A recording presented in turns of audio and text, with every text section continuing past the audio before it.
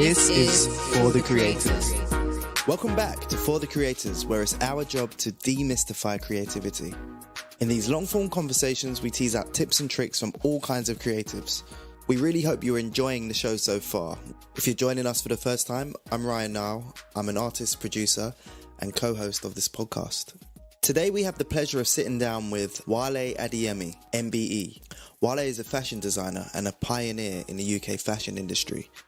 His designs have been worn by Beyonce, Rihanna, Ellie Goulding, Alicia Keys, the Black Eyed Peas, Usher, Missy Elliott, Jordan Dunn, Estelle, Victoria and David Beckham, Mos Def, Tiny Temper, the list goes on and on. In 2008, Wale received an MBE awarded by the Queen for his contribution to British fashion. Today we explore what goes into mastering your craft and what it takes to take your brand from underground to mainstream while pioneering a new era in fashion. Quick note, there is an audio issue in this episode, like we've had in every episode. I accidentally turned up my microphone halfway through, so it kind of gets a bit distorted, but you can still hear what I'm saying. And I've tried to mix it so it's not as bad. So, yep, like we said, we're always learning and we're always improving. So that's another thing for me to double check next time. Anyway, without further ado, please enjoy our sit down with Wale Adeyemi.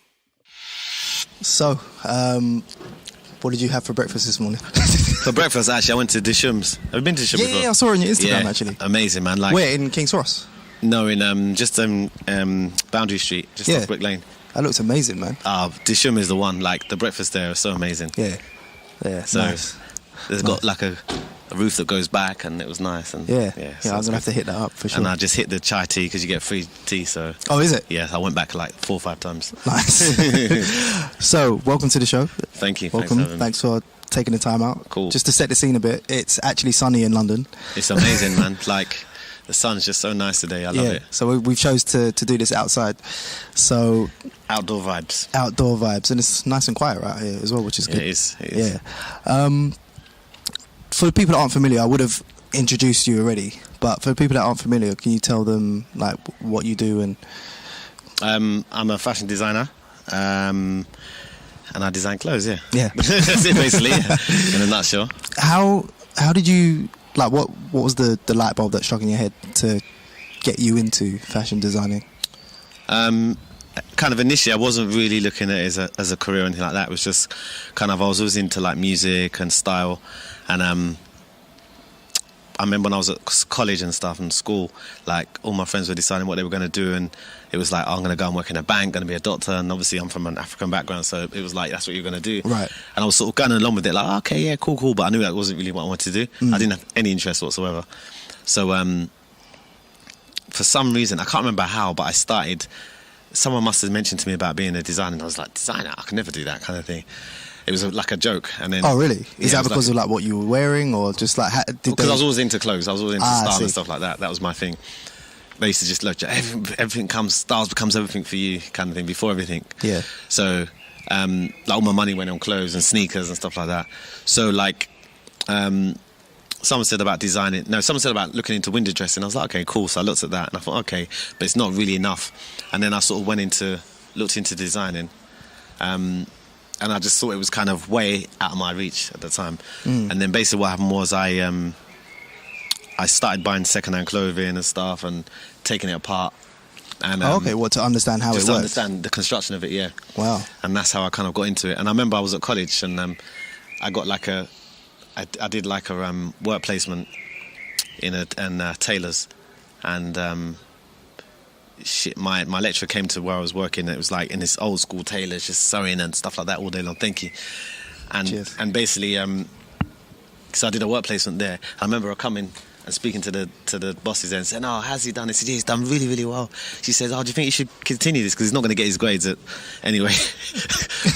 And I was just like, "Huh?" And so I continued with it, and that's kind of how the dream started, really. But it was fun. It was just fun for me. I just used to make stuff for friends. And that was it. Wow. And I mean, for the people that don't know, I mean, I'll post some links in the description. But I mean, I first got onto your work as a teenager. Like I just started seeing it everywhere. The distinctive graffiti on a garment. Yeah. And that was just everywhere. Yeah. What year was that? Was that late 90s, early 2000s? That was 2001, 2002. Yeah. And then obviously, like for me as a teenager, that's when fashion really starts to like play a role. So at the time you've got Avisu, you've got Averex, and then we had Wale Adeyemi as well. What did that feel like?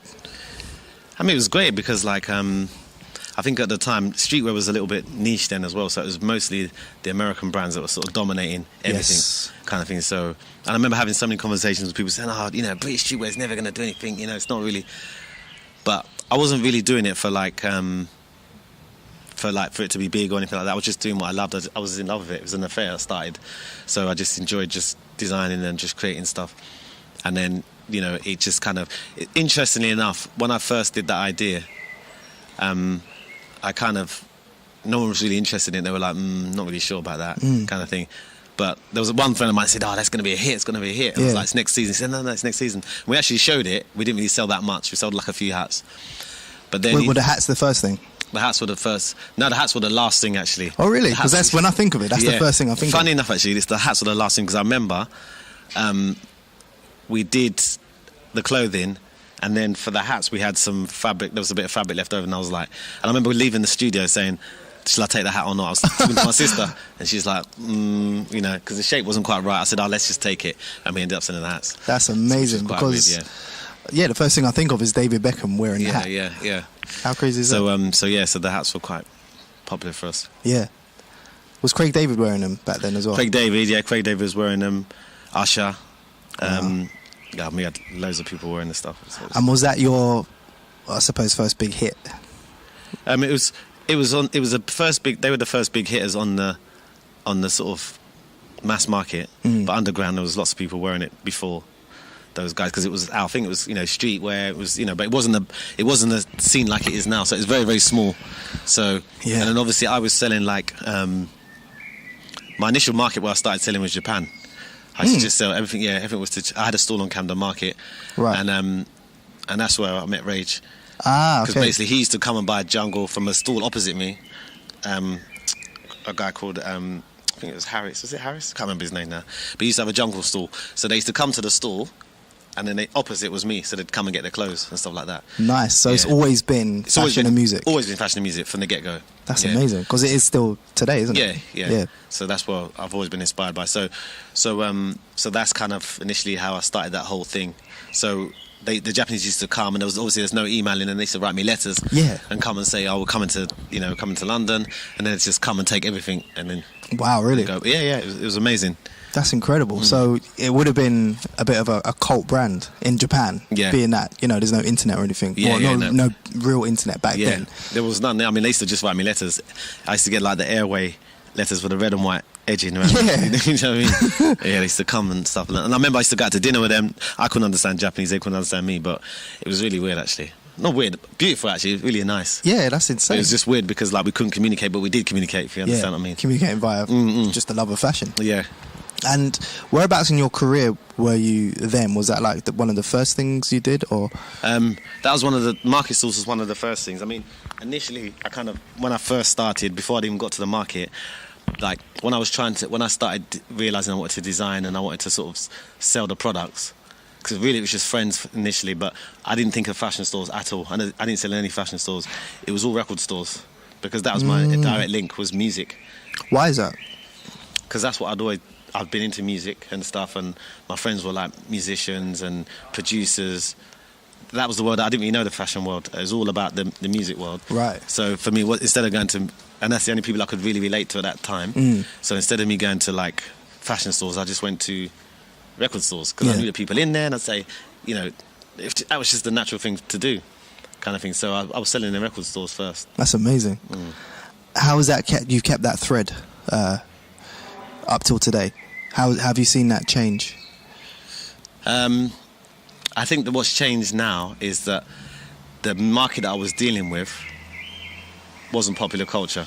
It was an underground thing, kind of thing. So, you know, you weren't really seeing it on. It was a very limited sort of thing. So it was a very small community, stuff like that. Whereas now it's a big business. You know, it's huge, and you know it's global, which is great. So it was a lot different then. kind of thing. And there was not that many people doing what I was doing. There was a few. There's another guy called, when I talk about street, there's another guy called Jamal, and he was doing stuff for Rampage sound system. But he was doing incredibly well. Like, you know, he'd do all the shows. Like, he had it. In fact, actually, he kind of inspired a lot of us because he was working with a sound system. He'd do fashion shows, and he had the whole crew behind him, kind of thing. You know, they'd sell out all the shows. He was a big name on the scene, kind of thing. So there was a few others. You know, there's a few other people that were doing stuff, but I think he's one that particularly sort of stuck out later on that sort of scene that was doing that kind of whole streetwear British kind of vibe. Do you know what I mean? Did you find any like resistance back then, being that it's like so new? And did you have like a vision of it being bigger than that kind of cult or underground? I didn't have any resistance because I wasn't really thinking about. It's really weird because I wasn't really thinking as a business. It was just something that's part of my life. You know, I used to ride a BMX. I used to ride a skateboard. I used to dance. So I kind of stopped BMXing, stopped skateboarding, stopped dancing, and then I went into fashion. And then it's just become. Fashion is a bit different because it keeps moving. So I just didn't fall out of love with it again. But it was the same. It was just one of those things that I used to do as a kid. Yeah. And it just kind of stuck. And obviously, I was fortunate enough for it to be able to carry me to like different experiences and so on and so forth. So you're definitely one of the pioneers of the kind of culture that we enjoy today. Well, I don't know about that. Do you have like competition, or is it? Do you still see it as no? This is just something that. No, I mean it's different now. I mean there's competition. I mean there's the competition is very high now. I mean, you know, let's not get it twisted. There's some people doing some amazing stuff. But you know, I don't really do it to compete. I do it to pleasure myself and to pleasure. It's part of my life. I love the craft, you know. So, you know, I try not to get into that sort of competitive sort of, because then you don't enjoy it then. Do you know what I mean? You know, I actually love what I do. I've had an amazing time, and you know, I enjoy it. It's not like it's a slog for me. Yeah. So I try not to get in that sort of. The minute I get into that sort of competitive and, you know, Wild West kind of madness, I'll just step away. But, you know, or I'll just do it on my own. I'll just, you know, sometimes I come to the studio. Sometimes I make things that I'm not particularly going to sell, but I do it because that's what I like doing. Right. Do you understand what I mean? Yeah, definitely. Yeah, you have to have art for yourself. Yeah, right? I need somewhere that I can just do my thing, man. And that's it. Definitely.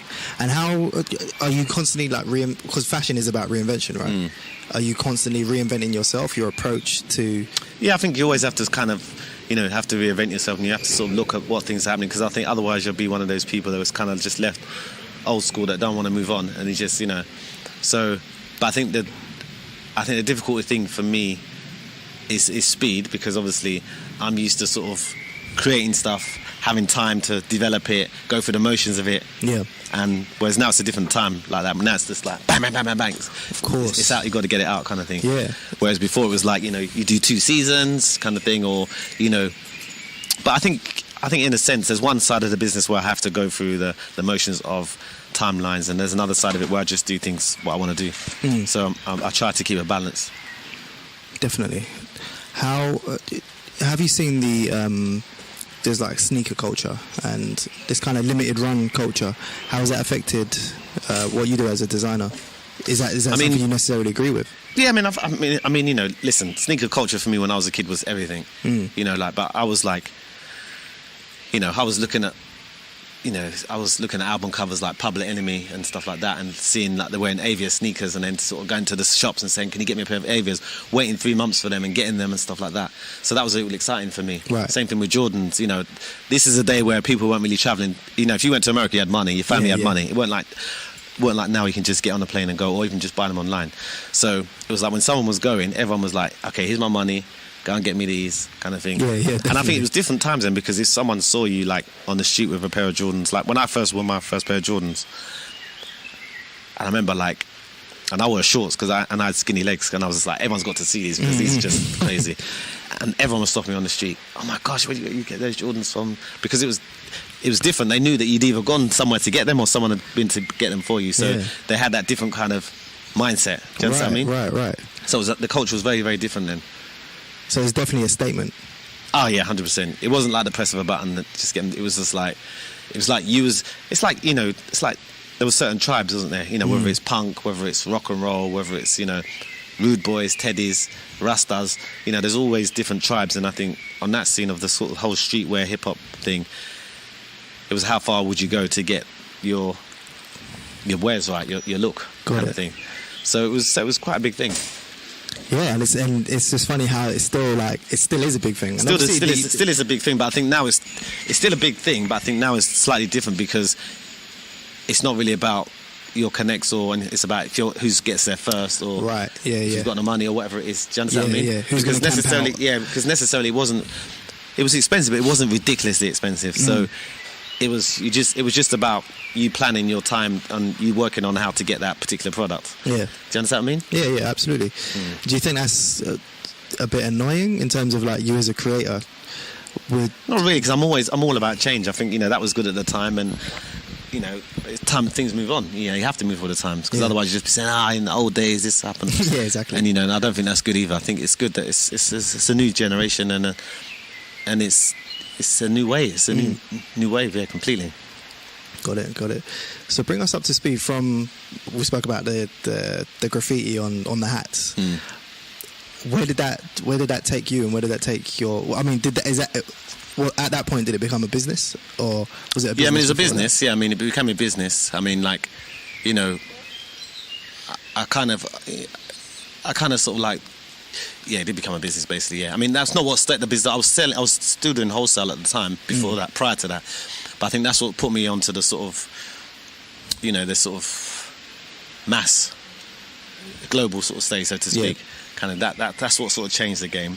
But again, everything's about timing. The timing was right, and you know, I think that people sort of felt that everyone supported me on the streetwise because obviously there wasn't many of us doing that kind of thing at the time. Yeah. And it was like I was going to an area where there wasn't many people that were kind of visually the same as me doing that type of thing. I mean, you know, in the fashion world, it's very, you know, especially then, it was very, you know, if you didn't look a particular way or speak a particular way, you know, I was doing streetwear, I wasn't doing couture. Yeah. So I wasn't doing tailoring or anything like that. So it was very different for sort of me to get recognised, like, in that sense. And it was like, okay, this is actually... Was that challenging at the time? Or was it more of just an observation? Just an observation. I mean, I didn't really think about it. Because I wasn't doing it to go mass. I was just doing it because that's what I just like doing. Yeah. And then I was fortunate enough to work with some artists and stuff, and they obviously helped me catapult the brand and stylists as well. In terms of like music artists? Music artists, yeah. So they helped me sort of catapult the brand, and you know, the stylists as well that were working with them at the time said, you know, try this, my friend's doing this, and kind of thing. So it was all very, very innocent. It wasn't like how it is now, where it's like, okay, pay me to do this, and you know, it's just like, you know. So, but if you think about, like, you know, like the Craig Davies, that was at the beginning stage of, like, I think Craig was like 17 then, so it was the beginning stages of, like, when garage was underground. Yeah. So I wasn't so underground, but he was. So I was underground, he was underground. So it was like, okay, cool. You know, this is a perfect fit. Right. Do you understand what I mean? Yeah. But then obviously he became huge. Yes. So obviously with his success, then obviously my success continued. And the same thing with, like... And you can't plan that. You can't plan that, no. You can't plan that. And the same thing with, like, you know, with David Beckham, with Victoria Beckham, all those guys, Usher. It was a very similar thing, and I think that it just became like a movement kind of thing. No, definitely. Is that when you thought of the tagline, between the curb and the boutique? No, the tagline was done before that, actually, yeah. The tagline actually was given to me by a friend of mine, because there was a bunch of us like that were like designers, photographers, graphics, you know, and we sort of like that's just what we used to do. Yeah. All the time, coming up with ideas and stuff. And I think she was working at a magazine or something like that, and she came out with that strapline. Yeah. And you still use that today, right? Still use it, yeah. Yeah, and it still rings true. I think she was writing, or she was a writer or something. She was writing a piece on something what I did, and she said, something. She described it as something, and I was like, okay, I love that. Yeah. So tell me about, because obviously you go to China a lot. Obviously that's where a lot of the garments and stuff are made, just generally. What was that like? And when did you first go over there? Is that when you started to scale? Well, when I started to scale, I was producing it, but I didn't actually go. I was doing it through an agency here. Oh, okay. And then basically my first trip to China, I started working for New Era. Right. So I was a creative director for them for like a year and a half. So they said to me one day, "Oh, do you want to go to Hong Kong?" And I was like, "Okay, cool." So I went to Hong Kong, and then they said, "Oh, do you want to go to China? You got to get a visa, da da da." And I was like, "Okay, cool." So I went there, and I was like, "Wow, man!" I kind of just saw everything, just opened my eyes. I was like, "This is where it's all being done." Yeah. Even though I knew it was being done, but until you actually see it, it's different. So I went along there, and basically, sort of kind of opened up my mind, and I started going more regular. Then I started spending a lot of time there, like back and forth, and producing there, and tried to, I mean, when I first initially went there, it was quite difficult because obviously I don't speak much Chinese, and then you're just learning. So I've got conned a lot, ripped off a lot, all those kind of things. Yeah. But it was all part of the journey. It's all part of the experience, So, but it was good. I mean, I think that's for me when I kind of like when I realised. Just going to China and places like that, when I realised what I love about my job is I love the travelling. I love to be immersed in sort of different cultures where I can't always communicate with them, they can't communicate with me. So I don't want to always be around people that I'm just familiar with and situations I'm familiar with. I love to put myself in situations where I'm quite vulnerable and like I need to swim here kind of thing. So absolutely. So that kind of gave me like, I think from going somewhere like that where the place is so big, I thought I can go anywhere. Yeah. And did that affect the way you design or run your business after that? Not really. Not really. I think it kind of, the limitations became a bit wider. Like, I think whereas before when you're producing here, you think, I can't do that because they can't do this or can't. But in China, anything can be done. Really? Anything. So, or if they don't know how to do it, they'll find out a way how to do it. Yeah. So, I've heard they've got a particular way of doing business. Like you, and I could be wrong, but for the first 45 minutes of a meeting, you speak about family. And then the last 15 minutes is what you actually have the meeting about, or what you went to have the meeting about. Is that not in my situation? Because a lot of people that I was dealing with couldn't speak English anyway, so I'd have a translator there. Yeah, like an intermediary. Yeah, so but I mean, listen, each person's different, so I wouldn't say there's a general sort of way of how they handle you, but each situation is different, Yeah. Have you done like more of the high fashion stuff? Yeah, I mean, I did like I've done some couture stuff, like I've done made-to-measure stuff, and like I did Beyonce for L'Oreal commercial. I did her for that. I did, I think it was a commercial. I went to Atlanta actually to do Outcasts. Yeah. For Levi's. So I did that. So I've done quite a lot of. I mean, I've done a lot of that stuff. Yeah. In that capacity, are you the designer, or are you like curating like how they should look, or both? Yeah. It's just your expertise, basically, and your opinion. That's amazing, and that's obviously off the back of everything that you've done. Was that more recent in terms of like? No, it's a while back. I mean, I've been doing a lot of stuff like like I dressed Alicia Keys for when she performed at the House of Lords. So I've worked with lots of. I've been really fortunate actually to work with lots of musicians that I absolutely admire, and so it's been cool. And that brings me on to B-side, because that's in its name is a kind of a musical term, isn't it? Yeah. Like A side of a vinyl and a B-side. Can you tell me a bit about that? How you kind of evolved Wale Adeyemi into B-side? Well, it's interesting actually because Wale Adeyemi was like the higher end stuff, so that's when I was doing more sort of soft tailoring, that kind of thing and stuff, and then I wanted to do like more sort of streetwear, ready to wear stuff kind of thing, so to speak. So that's why I called it B-side. And obviously, as you know from vinyl, you get the A side, which is of a track, and then you get the B side, which is all the DJs used to play, kind of thing. So I remember like they'd say, oh yeah, have you heard this track? And I say, yeah, but have you heard the B side? So that's what made me think, actually, that's the name of the label. That's why it has to be called B-side, because that's the other side of what I'm doing. Right. And what year was that? Oh, I can't even remember, man. That's just like. I was just left school. I was still at college then. Oh wow! Okay. Yeah, so it was really early stage. It was all, like I said, it wasn't all planned. It was like a little bit of a fun. Got it. Kind of thing. It's almost like like when you're young and you sort of like say, I want to open a shop, and you start. Well, I used to do this. Me and my sister used to do this. We used to like go shopping, then we'd open a shop and we'd do like a shop in the house. Yeah. So it was almost like that what I was doing, but obviously, it turned into something a bit more at a later stage. That's crazy, and. What was it like for your parents as well? Like seeing, because like you said, you're from an African family, so obviously the expectations, doctor, lawyer, accountant, etc. The stereotypes. Yeah. become a thing for them where it was like, oh yeah, my boy's doing good? Initially, they didn't know because my dad said he wants me to do law and this, and I was like, okay, yeah, cool. So I just sort of played that game of like, you know, and then I can't remember how I broke it down slowly. That like I wasn't actually doing what they thought I was doing. Oh, so you was doing it in secret almost? I was doing it in secret, yeah. Right. Kind of thing. And then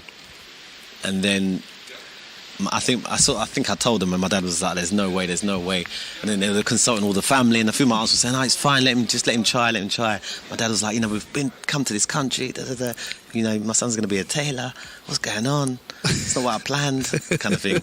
And then like I think he could just see how committed I was to it, and then he just started helping me.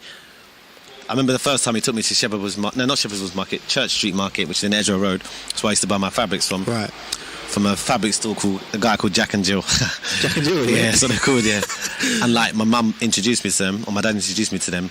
And then I think when they introduced me to them and they saw how sort of passionate I was about all my money going on fabrics and stuff like that, then they were like, okay, well, there's nothing we can do really. Yeah. So we better just get behind him. That's amazing. And then we have to speak about you becoming an MBE. What was that like? Firstly, for you, what was that like? And no, it was cool. I mean, it was like, I remember when I was working at New Era at the time, and so obviously I was travelling a hell of a lot with New Era because obviously it's an American company, so I was back and forth, East Coast, West Coast, you know, all over the place, and to Asia. And I remember I came back for like a couple of days, and I was in the West End with my assistant, and the phone rang. She had my phone, and she said, "Oh, someone on the phone for you from the cabinet office." I was like, "Cabinet office?" And I went, I said, "I'm not here," kind of thing.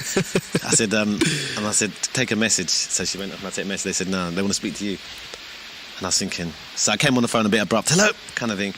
She said, "Hi, is that Mr. Evans?" I said, "Yeah, speaking." She says, "I'm calling from the cabinet office." I said, "Yep." She goes, "We'd just like to let you know that you've been awarded an MBE, will you accept?" And I went, so I just paused for a minute. Yeah. So I thought it was a wind-up, obviously. Of course. And I went, "How did you get my number?" And she said, "We're from the cabinet office. You know, we can get anyone's number, basically, kind of thing." She said, "Will you accept?" And I said, "Yeah, kind of thing." So you decided there and then? Yeah, I mean, yeah, because I thought it was a wind up anyway. So I just thought, let me just wait. Then I rang my sister, and she said, "Don't tell anyone yet, just in case it's a wind up." Yeah. So I waited for a couple of days, didn't hear, and then they said to me, "It's going to come out in the Gazette on the Saturday." So I went to see the Gazette on the Saturday newspaper, and it wasn't in there. I was like, "Oh, this is a wind up." Yeah. And I looked at the bottom of the page, it was there. Yeah. And then, so that was cool because, you know, for me, like I said, it was good to be recognised, and it was good because, like, I wasn't at that period of time. Streetwear wasn't a thing, kind of thing. So for me to be recognised for my work, it was quite an honour really because, you know, I wasn't in the typical fashion route. I wasn't sort of, you know, I wasn't one of those. Do you understand what I mean? Yeah, it's just absolutely. different. Street was a whole different thing then. Definitely. So the fact that it was recognised, especially because it's UK, it's British, and British as well. Yeah, exactly. So the fact that it was recognised for me was pretty cool. That's an incredible achievement. And what was that like for your parents? Like, you started off in secret and then... Oh yeah, no, they were well happy. They were like, yeah, okay. Like my mum came to Buckingham Palace and stuff, so she was good, and she loves the royal family, so yeah. So that was good for her. And you've got one sister. You said. Do you have other brothers and sisters? Or? I got another. Two sisters and another brother. Are they into fashion or? No. It's literally just something that. Yeah, my sister worked with me, man. Yeah. So she worked with me for a while. Not with me anymore. She's got children now, but yeah we work together and stuff. So that's amazing. So what are you working on now? So basically, I have a few other brands that I run, which we sell to different areas of the market, from Urban Outfitters to Topshop to ASOS, to Zalando. So we do our thing. And is that like your own brand, or is it? It's my own brand, but not under my name. Different names. So why did you make that decision to? I think because there was a period of time where I think once you're sort of pigeonholed into one particular style, you can't really move away from it. And as a designer, you know, you want to just design and do different things, but it'd be like I'd go to meetings and say I want to do this. Yeah, but it's not really your style, is it? Kind of I've had that. It's not the type of thing you do, is it? And I was like, okay, cool, no problem. So then I went away, rebranded things, redid things, And then they were like, okay, cool. And then that's how it happened, really. And I That's just saw it amazing. worked, and I just did it a few times. Yeah. So you kind of oversee. Yeah, I mean, we obviously have designers here and stuff, but Yes. I just sort yeah. of oversee and stuff like that, yeah. So it's like 5 or 6 different brands or so. Yeah. That's amazing. And obviously on the business side as well, it just makes complete sense. So you now put yourself in a position where you can constantly reinvent. Yeah, exactly. Yeah, you have to reinvent. Yeah. So it's just about, once you've got the kind of once you've got the systems in place, then and all the logistics and stuff, then you can pretty much kind of just try to, I mean, obviously there's periods of times where a brand goes down, it comes up, that's just how it is. That's how it is. Do you know what I mean? So, but when you spread it, I guess you have, ones that go down and probably the other ones are holding exactly, up. yeah. That's really good. So you have definitely invested in the youth, whether it's by giving opportunities or, you've done it with us in terms of giving us clothes and calming us out. So for photo shoots and stuff, we had an EP launch a couple of years back at your store, which is amazing, and hooked up everything. So forever grateful for opportunities like that. No problem. What is it within you that makes you do that? Because obviously a lot of people, when they get to a position like yours, they don't actively do that for people coming up. I think for me it's just part of my DNA. I think sometimes people say, you're not a college, because I just feel that we all need a opportunity. Everyone needs an opportunity. If someone's hard working, I'll give them an opportunity. 100%. And I think that it gives me pleasure in seeing people succeed, because I know how difficult it is out there. I know how how it can be, and when you feel like you're alone and stuff like that, and lone ranger. So, and I feel if someone's got talent, then I'll try and help and nurture it as much as I can. And also I was given opportunities as well. There were certain people throughout my career that helped me shape me into the person I am today, whether it be agencies or designers I worked with for placements and stuff. There was, with all my lecturers, there were certain key people that sort of gave me that extra bit of confidence and said, okay, cool, this is what you got to do, this is what don't do it like this, do it like that, and stuff like that.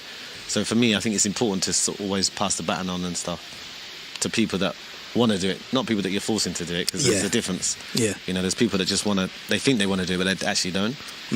But if someone wants to do it, then I think, because I know what the journey can be if you can, I'm not just talking about financially, I'm talking about life's experiences. This business has given me the most amazing experiences. Sometimes I talk to my friends sometimes, and I'm like, I can't even believe that I'm still doing this, and I can't even believe that this has taken me to this country, or this was I went to Namibia once. Was it Namibia? Yeah, Namibia once for British Fashion Council. Wow. And I did a show there and a talk, and then they took me to the desert. Just all these things, all these experiences that it's given me. Yeah. I'm forever grateful. So I know that the journey that I've been able to live off of the back of this kind of thing. So, and I just think, and I've seen, and all it takes really is, I believe that everyone's talented, but it's just about having that right opportunity. And it just takes one thing, and then that's it. It's like domino effect kind of thing. But you just got to hang on until you get that one thing. Absolutely. Absolutely. That's all it is. Yeah, and you do have to be patient, and everyone's timeline's different. Yeah, everyone's timeline's different. I think there's more pressure for people now, because obviously when I was coming up, there was no social media, so I wasn't seeing what everyone else was doing. I didn't get sidetracked about, this one's doing that. Yeah. And I wasn't under that pressure of success. It's different. It wasn't really about success for me. It was about creativity, and it was about art. It was about mastering my craft. That was my thing. That meant success for me. It wasn't about how many followers or anything like that. Yeah. So it's very different times, and I know that people now are under a lot more pressure than what I was under. So I sympathise with that as well. Also, to be fair, but I think it's I just think it's important for one to just try and enjoy the journey, man. Because you may not get millions of pounds out of this business.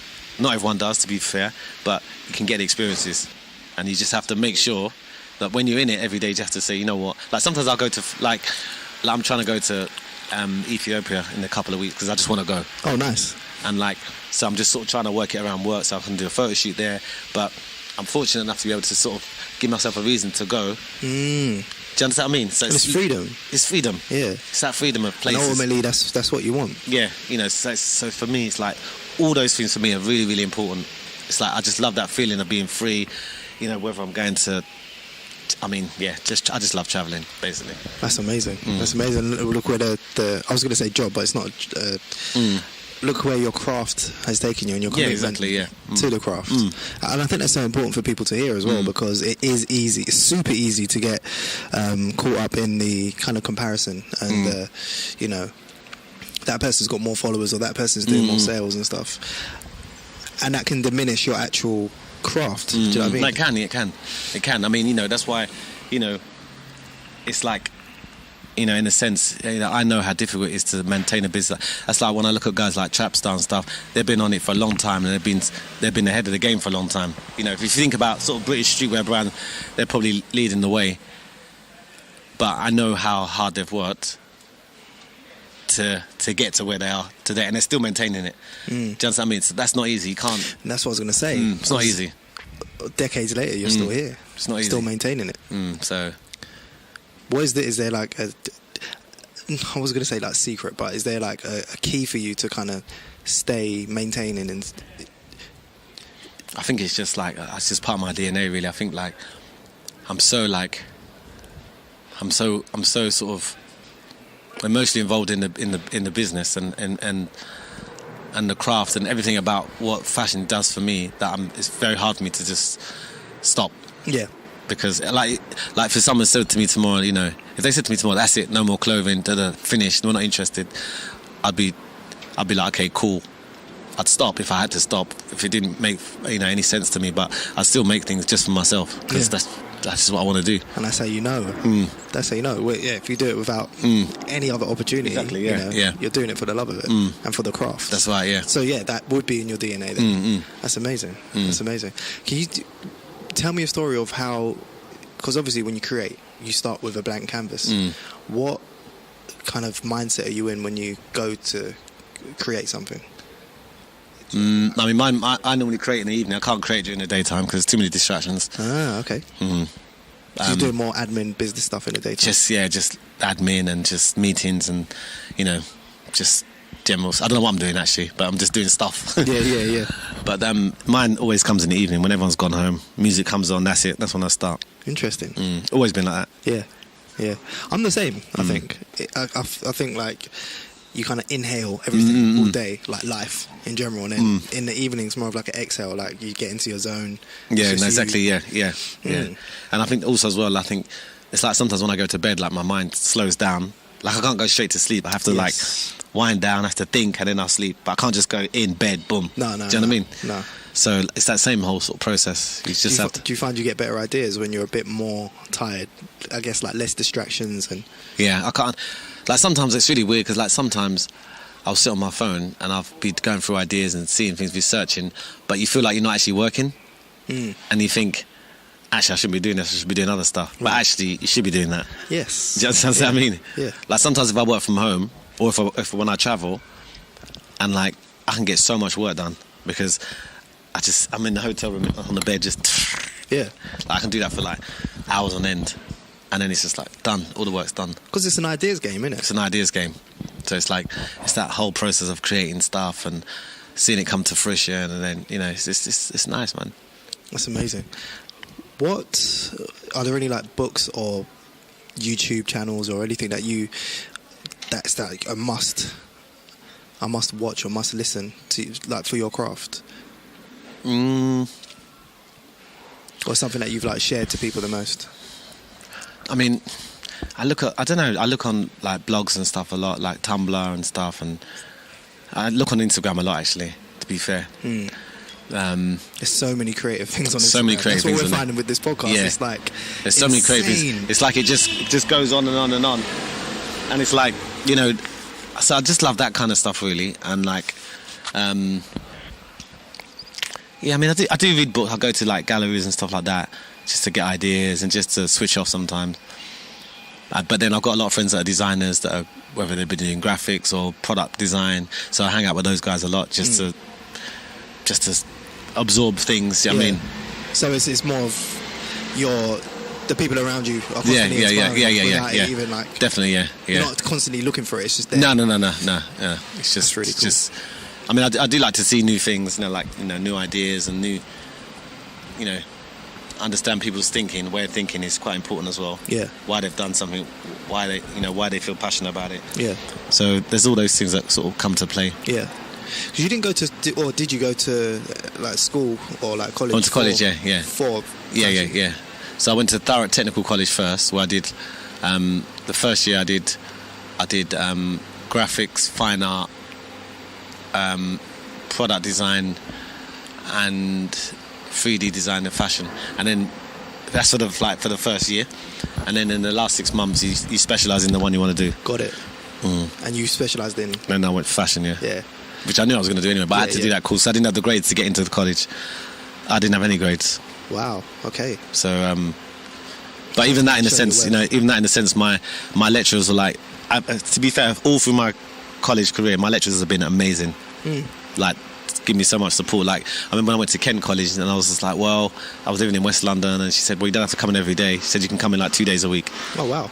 But because she knew I was doing business, but I wasn't going off doing another business. It was to do with fashion kind of thing. And I had a market really stall and all these things. And, do you know what I mean? So it's like, so you're naturally going to learn a lot of what I'm yeah, so she was like, that's fine. Yeah. And I remember she made me go into this, her name was Francie, she made me go on for this business, like entrepreneurial business course, and I was like, I don't really want to do it. And then she goes, no, you should do it, I think you should be good. Just put it together, and I won. So that was quite cool. What did you win? Can't remember now, I think it was a trophy or something like that. Yeah. I know I won. Wow. So that kind of gave me a bit more confidence, and they just really supported me. Like even at my first college, they supported me a lot and gave me sort of everything I wanted to do. They sort of pushed me in the right direction. So it was kind of nice, That's really good. That's really good, because I mean we've had many episodes of this so far, and not everyone gets the same kind of support from. Yeah, I can't even lie. My lecturers were like amazing. That's good. Like incredible. That's good. So it's actually when I got my MBE, they all came to the party. Yeah. Well. Yeah. It wasn't a party, it was just like a small thing, but they came because obviously they're the ones that helped me get to that situation. Wow. What was that like for you? And I mean, did they say like, this is... Yeah, no, they were obviously very proud and they were very happy and stuff, and it was nice. It was nice because it was all unexpected really. I wasn't, not just that, but the whole journey has been unexpected. I didn't get into it thinking, right, I've got to do this. I was just doing it, man. Something to do. Yeah. So it was cool that it turned into something a bit more than what I thought it would turn into. That's incredible. It's an incredible journey. Can you tell me a story of, or about a time when you've had something that is quite challenging? Because obviously creative industries are challenging, and there are things that happen because it's an emotional business, and when you have art and people are saying no and all of that, you come up with that. Can you tell me about a time when it was challenging, particularly challenging, and how you got through it? I think the most challenging time for me was when there was a lot of counterfeit of the brand, so that was like everywhere. Yeah. So that basically killed the brand. To be honest, it kind of killed what I was doing and stuff, because it was just everywhere. It was on the markets. It was and I've spent so much time trying to sort of focus on trying to find out who was counterfeiting it and stuff like that. I wasn't focusing on this. I should have just moved on quick onto something else, but it was an emotional thing, so I think that was very, very challenging for me. Yeah. But you learn, don't you, really? It's just... Did you want to go to the stores and just rip off? Oh no, I went to the stores. They was even trying to sell me stuff to my stores. I remember I went to Dalston Market one time with a friend of mine, stylist Claire. She goes, come to Dalston. So she wanted to buy some stuff, and she was doing a lot of musicians and that. I was like, okay, cool. So I must have been turning around looking at something. She goes, Wale, come. I was like, what's that? She goes, have you seen this stuff? He goes, yeah, man, this is Wale Adeyemi. You can't get this for love nor money. I goes, is it real? He goes, of course it's real. Look at it. He goes, you know how much it is in the shop? This is what he was saying to me. And I just stood there like that. I was like, oh, okay. And she just looked at me. I didn't say anything. I was just like, this is deep. That is deep. And then I told the police, and the police said it was all nonsense. I mean, because it's all kind of criminal gangster crime, man. So you can't really, police don't really want to get involved. Of course, yeah. I saw it on Roman Road Market, and I called them. They didn't want to come, and it's all this, So then politics. He's politics, like, man. Politics. Yeah, exactly. Like Yeah, politics. Yeah, It's politics. So it was just like, so that was a bit of a difficult time for me. But it is what it is, isn't it? You just move on, really. To move on and reinvent, which is what you did. Which is what you did. That's crazy. If you could go back, knowing what you know now, and talk to yourself last day of school, year 11, what would you tell yourself? I probably would have followed my dreams a little bit quicker. I probably would have had a bit more confidence in myself, because if you think, like, when I started doing it, it wasn't the unknown, but it wasn't really the thing to do. So it was like, because everyone used to worry about me at school because I wasn't the greatest at school. So, like, you know, and I remember my reports would always say, oh, he's a really nice guy, but, you know, he doesn't really concentrate, and he doesn't do this, doesn't do that. So it was a bit of a worrying for the family, because they just thought, what's he going to end up doing? Because it's nothing, all he wants to do is skateboard, ride a bike. That's it.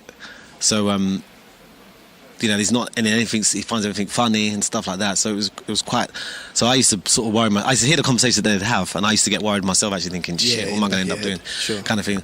So, I think if I'd have gone back, I probably would have pursued that, the thing in fashion and arts, or whether it may be a little bit earlier. Maybe I might have done it a little bit earlier, not sort of dithered around a bit. But, you know, to be honest with you, it is what it is, isn't it? So it's just, so I probably wouldn't change anything. I mean, your journey's your journey. Yeah, exactly. Yeah, so it's all part of the journey. Yeah, but I think for people listening that are in that kind of age bracket, it's like, just do it now. You know, like with yourself. There was no blueprint as such. No. You were part of the blueprint. Yeah, there's no blueprint, no. Yeah. I mean, for me, I worked with a designer called Joe Casey Hayford, and I remember when I was at college, and, like, I just kept seeing his work. No, was that college? I think I was at college, yeah. And I kept seeing his work. I thought, oh, this stuff's quite cool. It was just different. Yeah, this is quite cool.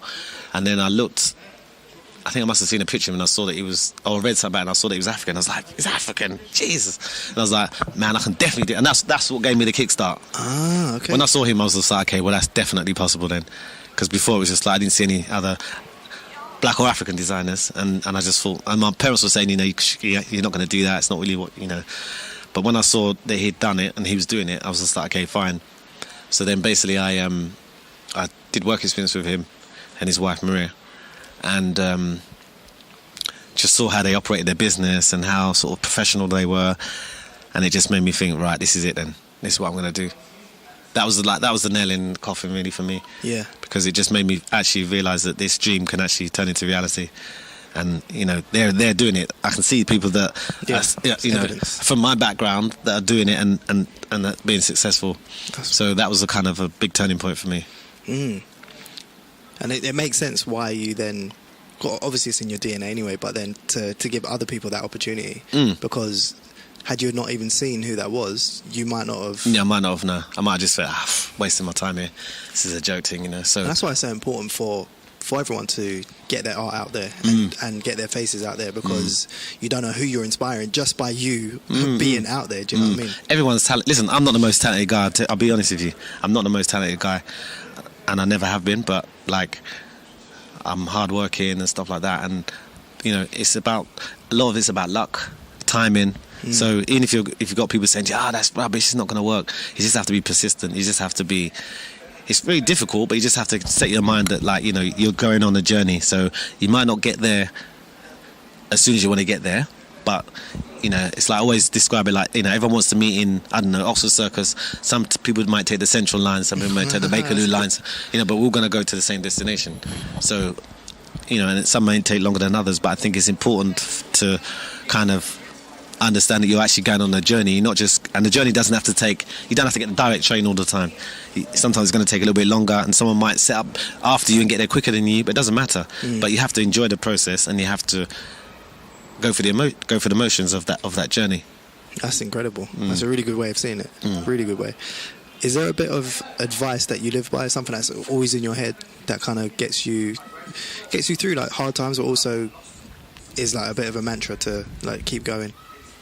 I just always think that, you know, I've been very fortunate in this life, and I'm blessed, man, you know. Do you know what I mean? At the end of the day, I think, you know, I think also for me, sort of travelling a lot, I've been to some places and where people haven't got anything, and then sometimes it just makes you feel like, my gosh. So I try not to get caught up in anything, and I try to always be thankful and stuff like that, and try to take each day as it comes, because every day is a blessing, you know, without getting morbid. But tomorrow's not promised to any of us. You know what I mean? That's at the end of the day, it's not really. No one's got a piece of paper that says, actually, tomorrow you're getting up.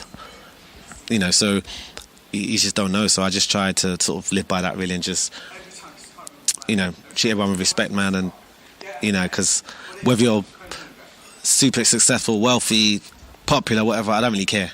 That's one thing for me. I don't really care. I don't care whether you're the man on the street or the woman on the street that doesn't have much. It doesn't matter to me. It's about the person, really.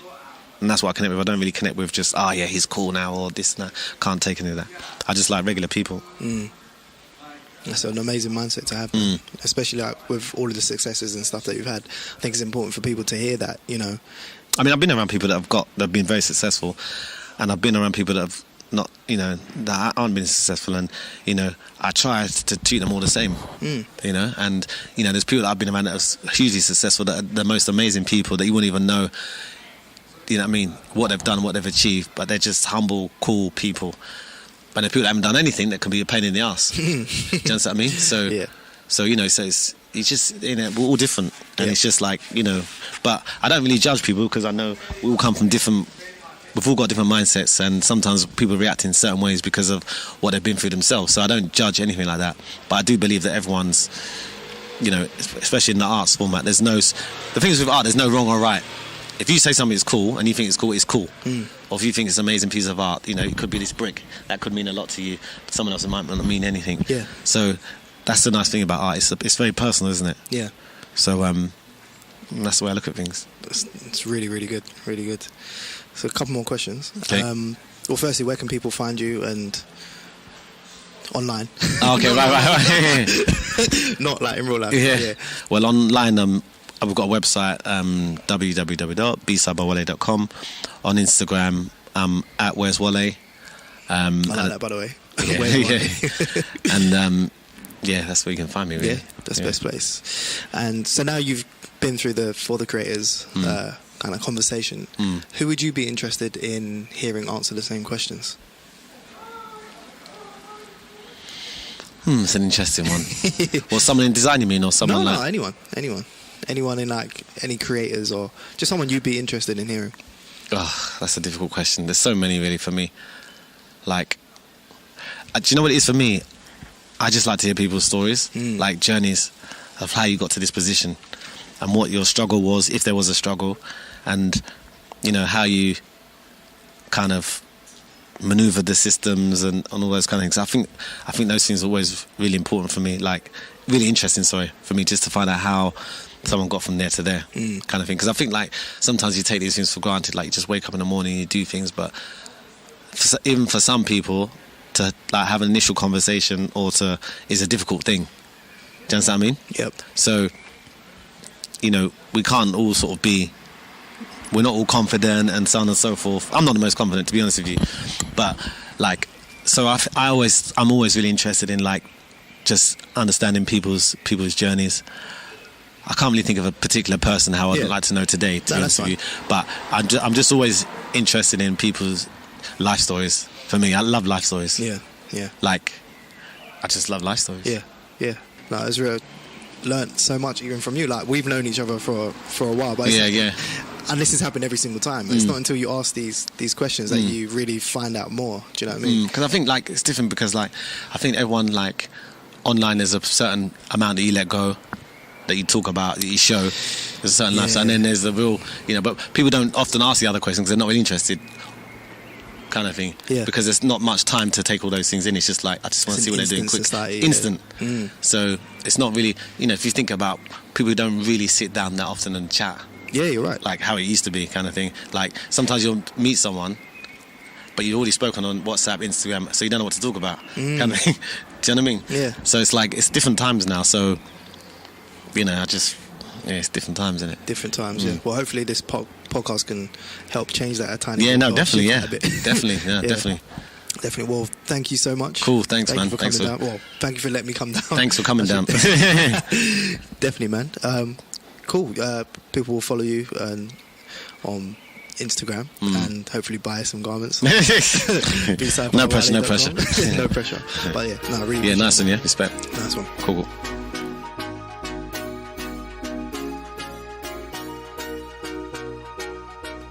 So we hope you enjoyed that and you got past the little niggly audio issues. Please, if you can, spare 5 seconds after you stop listening to this, rate and review this podcast. It will help other people find it and help the show grow and help us get some more guests for you to listen to. And follow us at For The Creators Podcast. Catch us on Mondays and Wednesdays